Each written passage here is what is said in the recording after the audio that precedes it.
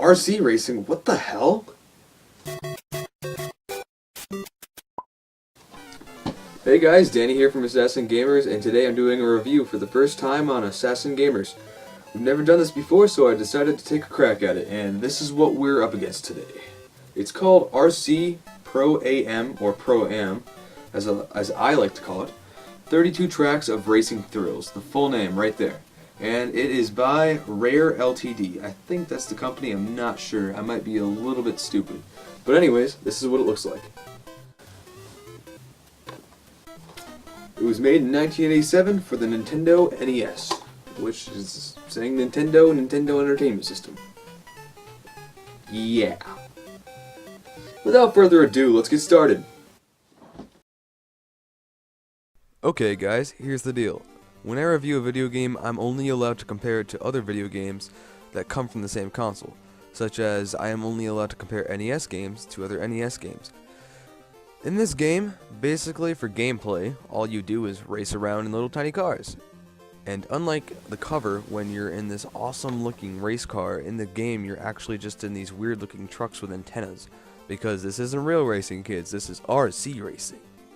Overall, the gameplay is pretty smooth. It's very well paced, and I like that. And it is a little bit difficult to get used to, so the controls aren't perfect, but they're pretty good. For gameplay, I'm going to say this is pretty awesome. Another thing, guys, I will not be rating story for NES games, because NES games never had a story. Except for, like, Legend of Zelda and Mario, but still, those stories are basically saying there's a princess that needs help, go save her. So, story will be left out for NES game reviews. Level design. For level design, I'm going to say that this is kind of bad. It's not that bad, but it's not that good either. It's because they're basically the same level over and over and over, but all they do is just to rearrange or lengthen the map itself, and there's no new terrain or anything like that, just power-ups, and that's just all there's ever been. Level design is not very creative, not very entertaining, but it is easy to navigate through, so that is a perk.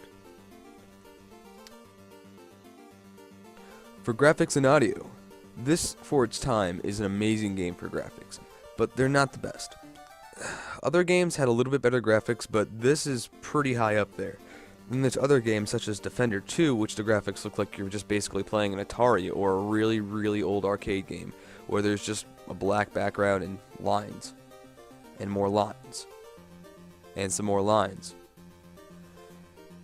For audio and music, it's not that good. There's music only for the title screen and in between each game. There's no music during the game, which I feel like is, I don't know, it's just missing out. Most racing games, like such as Mario Kart or things like that, always have background music when you're playing.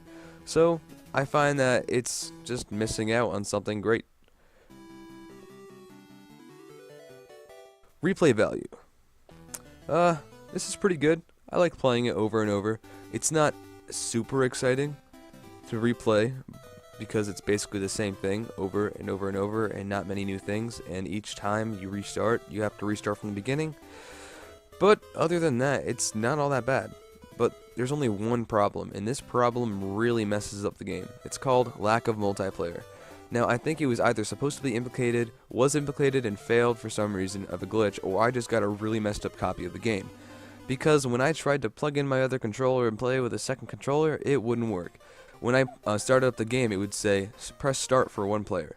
And then I tried pressing start. My second controller, A, B, whatever would work, to try to make the other controller register so that it would say, press start for two player. That never happened. I pressed A, B, up and down everywhere, select on the first controller, except for start, and still nothing happened. So the only button left to press was start on the first player controller, which would give me one player mode, and that means no two player mode, which means no multiplayer. This is really bad for a racing game because racing games are made to be competitive. Okay guys, I guess this leaves us with our final rating, and I have a special rubric which I might put a picture up right here. And I use this rubric right here to determine what the score is by slowly grading out the game that I played, which is very tedious, and it's super tedious to create this frickin' rubric. So, without any further ado, I might as well give you what the score is. A good 7.9 out of 10 is what I'm going to give this game. I had some pretty good aspects to it, but at the same time there were some bad ones. But this game is pretty good, guys. A good 7.9, and if it's above a 6 or a 5, I guess I will recommend this game to you guys. So if you're bored, want to break out your good old NES and just give it a whirl, I would recommend buying this game. It's not that bad of a game, so go to your nearest game exchange and pick this bad boy up.